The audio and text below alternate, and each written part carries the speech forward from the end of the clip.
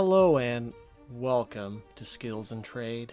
In today's exciting video, we're going to polish this aluminum tray with the Shultz Laboratories white diamond metal polish with long-lasting sealant to a mirror finish. So what we're going to do is I'm going to take some of this polish, I'm going to place it on our Scott Blue shop towel, then I'm just going to rub it into our aluminum tray until it's as dark as possible. And as per the instructions, I'm going to wait around 60 seconds, then I'm going to wipe away this polish to reveal a mirror shine. And I just wanted to say that I really liked the white diamond metal polish. It was really easy to use and it did a really great job. What I also liked as well is that it had a vanilla scent to it, which was really pleasant. And I just want to thank you all so very much for watching.